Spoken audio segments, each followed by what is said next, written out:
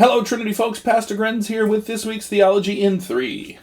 This week we are again recapping our Overflow Sermon series at Trinity.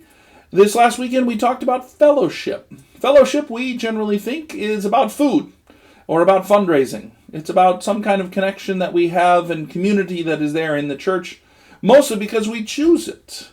But rather, fellowship, as the Bible defines it, is our connection to each other through Christ. In baptism, we are connected to Jesus and his life, death, and resurrection, but also to other Christians. And the Christian life is meant to be lived out in this fellowship. Now, if you were this weekend sitting around thinking, man, that sure sounds like the Fellowship of the Ring from J.R.R. Tolkien's Lord of the Rings, yeah, I'm okay with that analogy. I think that's just fine. Who are the people that you're going to go through this journey of life with? It could be a Bible study group. It could be some friends that you have at church. It's got to be some Christians that are in your life. So I want you to spend a little time thinking about that idea. Who are the Christians that are going to be part of your fellowship? That doesn't have to include everybody at church. It doesn't have to include me. But it does need to include some people who are walking with you, living life together with you in your Christianity. So how can we find those folks? What is that all about?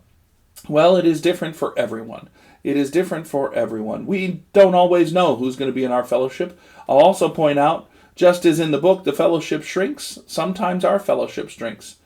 Sometimes our fellowship grows because new people come into our lives. I wouldn't exactly put my kids in my fellowship as they're now moving out of the house, going off to college. But I am encouraging them to find fellowship. What are they going to do to continue to grow in their Christian faith? Who are they going to go through their life together as Christians with during their college years and beyond? I certainly have some friends that we have a very close relationship with. We had a Bible study in Northern Illinois that we're all godparents to each other's kids. We were the first to move away, but not the last.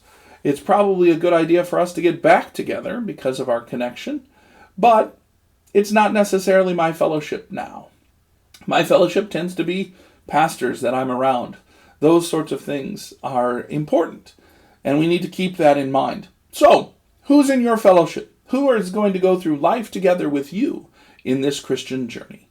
Blessings to you. Have a great week. I'll see you for our final week of Overflow this next week as we look at service and witness and wrap all of this up.